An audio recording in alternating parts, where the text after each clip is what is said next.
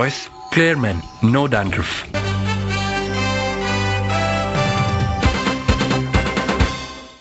Welcome back جی. Programme دیکھ رہے ہیں سیاست اور پاکستان, اور گفتگو جاری ہے جی ہمارے ان 14 نکات کے حوالے سے, اور اوور آل ایک ریویو پیش کر رہے تھے آپ کے سامنے زید حامد. جیسا میں چاہوں گا وہیں سے بات بریک ہوئی, کنٹینیو کیجیے پلیز.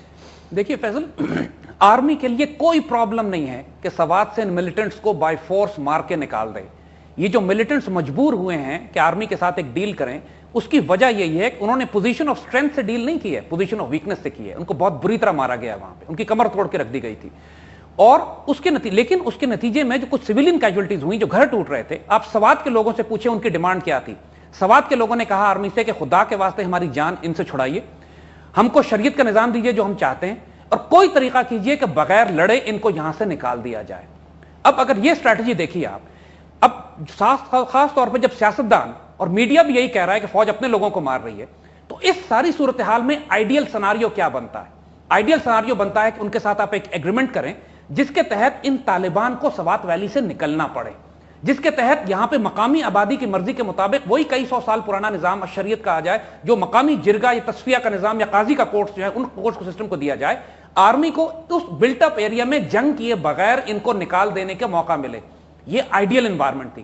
اگر اس کو آپ ٹیکنیکل ٹرمز میں ویکنس دیکھتے ہیں, سر پتہ ہے اس کو عوام کیسے دیکھتی ہے؟ وہ کہتی ہے جناب کہ یہ جو حکومت تھی این پی کی, کیونکہ ان کے ایک آدھ ایم پی اے کے اوپر حملہ ہوا, ان کو مارا گیا, پھر اور بھی لوگ انڈر پریشر تھے, پھر آپ کو معلوم ہے اسفندیار ولی پہ اٹیمپٹ ہوا, پھر 3-4 اور اس میں آپ دیکھیں طالبان نے اور مولانا فضل اللہ نے قبضہ کر لیا صوبہ سرحد کے قافلی کے صدر انجینئر امیر مقام کے گھر پر, اور توڑ پھوڑ بھی کی, اور اس کے علاوہ ڈرا دھمکا کے کہتے ہیں جی گھٹنے ٹیکوائے, اور پھر انہوں نے اپنی چیز کو امپلیمنٹ کر دیا. یہ ایک عام عوام کا. اب آپ یہ دیکھیے, اگر آپ اس ایگریمنٹ کو دیکھیں جو کیا, اور ایک بات ہم اور بتا دیں, پوری سوات ویلی میں ملیٹنسی نہیں ہے.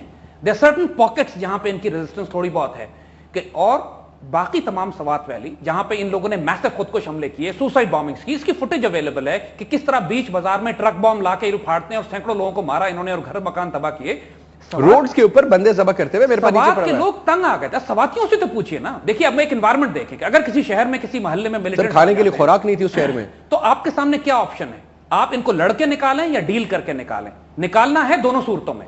ایک دفعہ سوات سے یہ نکل جاتے ہیں, ٹرائبل ایریا میں چلے جاتے ہیں, ٹرائبل ایریا میں جو ان کے ساتھ جو معاملہ ہوگا پھر وہیں کر لیا جائے گا. تو آرمی نے جو ڈیل کیا, اب ان شرائط کو دیکھیں, وہ 14 پوائنٹس, وہ 14 نکات آپ کے سامنے ہیں, ان کو پڑھ لیجئے اور یہ دیکھ لیجئے کہ ان 14 نکات کا فیور طالبان کو جا رہا ہے یا گورنمنٹ کو جا رہا ہے. اچھا زید بھی اگر اجازت دیں کوئکلی, کیونکہ ہم کوشش کریں گے آگے بھی لے کے چلیں. پہلا تو چلے ہو گیا جی شریعہ لاء نافذ ہوگا, جیسے کہ پہلے تھا. کرتے ہیں کہ شریعہ لاء کون سی نافذ ہوگا, پہلے باقی پوائنٹس دیکھ لیں. دیکھیں دوسری بات وہ کرتے ہیں, security forces will gradually withdraw from the region, کہ سیکورٹی فورسز جو ہیں وہ آہستہ آہستہ اس علاقے سے نکل جائیں گی. امن ہو جائے گا تو جائیں گی. ڈیل ہے, ڈیل کا حصہ ہے. ٹھیک.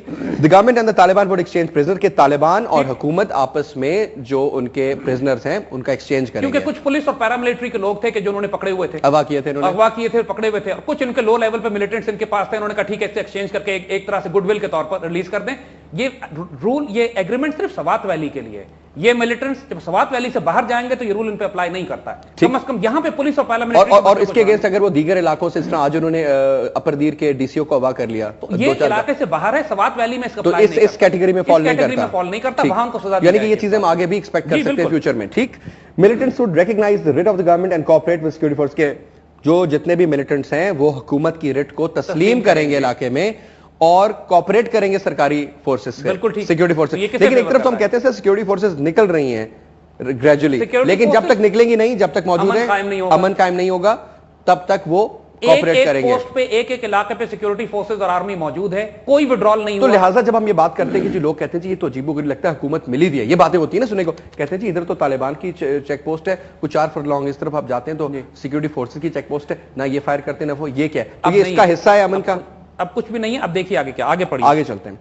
Taliban would halt attacks on Babar, اور یہ جو نائیوں کی دکانیں تھیں اور یہ جو میوزک شاپس تھی, مقامی آبادی کے جو کاروبار تھے ان کے اوپر حملے بند کر دیں گے.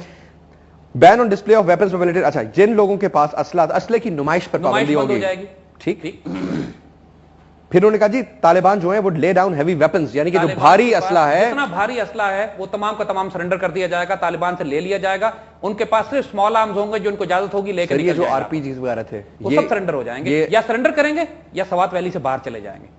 اچھا تو یہ سرنڈر کا چانس تو کم لگ رہا ہے. سرنڈر تو یہ نہیں کریں گے, they'll take it away. They'll take it out. Valley خالی کر دیں گے, ویلی سے چلے جائیں. اور یہ صوفی محمد کا انفلوئنس ہوگا ان پہ. صوفی محمد تو چونکہ تحریک نفاذ شریعت محمد کی دوسری پارٹی ہے, تو انہوں نے گارنٹی کی ہوئی ہے اس ایگریمنٹ کو. اس ایگریمنٹ کے گارنٹر صوفی محمد ہے. اور اگر اس میں کوئی پرابلم ہوتی ہے تو they'll tackle them at their level. اگر پرابلم ہوتی ہے تو صوفی محمد اور تحریک طالبان پاکستان آپس میں نپٹیں